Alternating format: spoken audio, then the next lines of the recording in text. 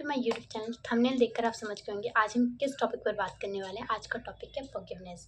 Why forgiveness is important. Forgiveness को इतना importance क्यों दिया गया है। So basically what is forgiveness. पहली बात हम यही समझते हैं है ही क्या ये फॉरगिवनेस।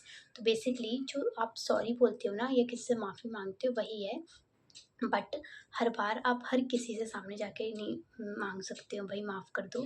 तो आप जब मेंटली अपने मतलब माइंड में ही अंदर से सामने वाले को सामने रखकर माफ़ी मांगते हैं या फिर कोई भी चीज़ है जिससे आप फ्री होना चाहते हैं उसके लिए आप माफ़ी मांगते हो, उसे फॉरगिवनेस कहते हैं। और ये टेक्निक बहुत ज़्यादा इम्पॉर्टेंट है खुद को हील करने के लिए। बेसिकली इसका फ़ायदा क्या है।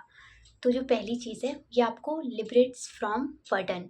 ये ना आपको मतलब जो आप एक आपको भी नहीं पता आप कौन सा बर्डन लेकर घूम रहे हो उससे आपको रिहा कर देता है। ठीक है, वो कुछ भी हो सकता है। आपने बेमतलब में किसी के लिए अपने अंदर वो गुस्सा पैदा कर रखा है, कड़वाहट पैदा कर रखी है, किसी से बदला लेना है वो चीज़ पैदा कर रखी है।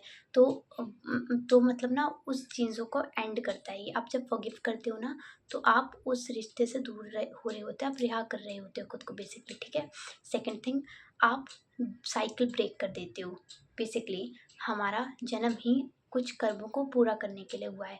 अगर आप उन कर्मों को पूरा करने के लिए आए और आप उसी बीच एक न्यू कर्मा क्रिएट कर लेते तो आपको फिर से आपकी सोल फिर से बॉडी ढूंढेगी, फिर से जन्म लेगी सिर्फ उसी कर्मा को फुलफिल करने के लिए, फिर से उसे पूरा करने के लिए। अगर इसी बीच अगर आपका किसी से कर्मा पूरा हो चुका है लेकिन फिर भी कुछ ऐसा हो जाता है कि आपके अंदर या उनके अंदर कुछ भी कड़वाहट रहती है एक दूसरे के लिए, तो आप फॉरगिवनेस टेक्निक से खुद को उस चीज़ से भी रिहा कर सकते हैं, उस साइकिल को वहीं पर ब्रेक कर सकते हैं। ठीक है, तीसरा, आप खुद के अंदर डिवाइन वैल्यूज़ देखते हैं। आपकी जो बॉडी है ना वो डिवाइन वैल्यूज़ को रिफ्लेक्ट करते हैं। जो गॉड के पास है वैल्यूज़, वो उनका कुछ ही अंश आपके अंदर भी झलकने लगता है। ठीक है, तो फॉरगिवनेस बहुत ज़्यादा इंपॉर्टेंट है। अब फॉरगिवनेस होती कैसे है। तो बेसिकली कुछ नहीं करना है, शांत बैठना है, लंबी लंबी सांसें लेनी है, छोड़नी है, लेनी है, छोड़नी है।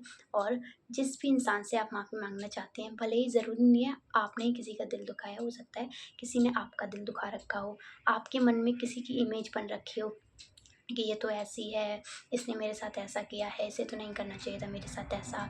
तो आप दोनों, आप उनकी तरफ से भी खुद की तरफ से भी ये बेसिकली कर सकते हैं। उस इंसान को अपने मन में आँख बंद करके सामने रखना है। ये मतलब ये जो टेक्निक बता रही हूँ, ये जो बीके शिवानी को जानते होंगे, बेसिकली उन्होंने बताई थी और ये बहुत वंडरफुल टेक्निक है, बहुत अच्छे से काम करती है।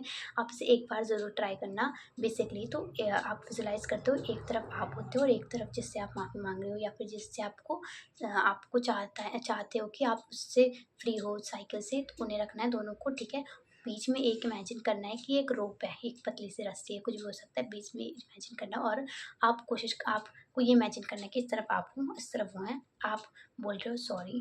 ठीक है, वो उस रस्सी के थ्रू सॉरी उन तक जा रहा है। ठीक है, वो एक्सेप्ट कर रही हैं। ठीक है, वो बोल रहे हैं इट्स ओके। आप बोल रहे हो मैंने जो भी किया मैं माफ़ी मांगना चाहता हूँ, वो बोल रहा है ओके।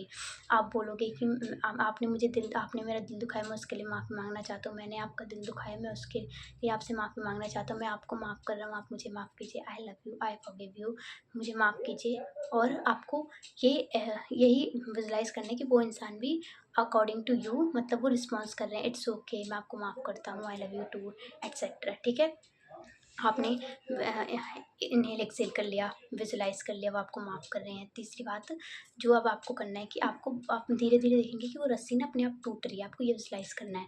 आप सामने आए, आप दोनों ने एक दूसरे को सामने देखा, विजुलाइज़ किया, आपने जो बोला उन्होंने उसका रिस्पॉन्ड किया। ठीक है, अब जैसे-जैसे आप मतलब बोलेंगे ना आई सॉरी मैंने आपको माफ़ कर दिया, आपने मुझे माफ़ कर दिया, तो धीरे-धीरे विजुलाइज़ करने की वो रस्सी टूट रही है, वो रस्सी टूट रही है। इस रस्सी के टूटने का मतलब है कि आप उस कार्मिक रूप से मुक्त हो रहे हैं। आपने के अंदर जो भी ब्लॉकेजेस थे वो अब मतलब ख़त्म हो रहे हैं। अब कोई भी ब्लॉकेज नहीं रहा है, ना आपका उस सोल के लिए रहा है, ना उस सोल का आपके लिए रहा है। ठीक है, and last but not least कि आप फॉरगिव इसलिए नहीं करते हैं कि क्योंकि वो इंसान बहुत अच्छा है। ठीक है, आप फॉरगिव इसलिए नहीं करते हैं क्योंकि वो इंसान इतना अच्छा था कि वो फॉरगिवनेस डिज़र्व करता था, बल्कि आप पीस डिज़र्व करते हैं। आप मेंटली स्टेबल फ़ील करना चाहते हैं, आप अपने अंदर की रियलिटी को देखना चाहते हैं, आप आंतरिक सुख चाहते हैं, आंतरिक शक शांति को महसूस करना चाहते हैं, इसलिए आप सामने वाले को माफ़ कर रहे हैं। सो इस टेक्निक को ज़रूर अप्लाई कीजिए, ये बहुत पावरफुल टेक्निक है। Literally forgiveness is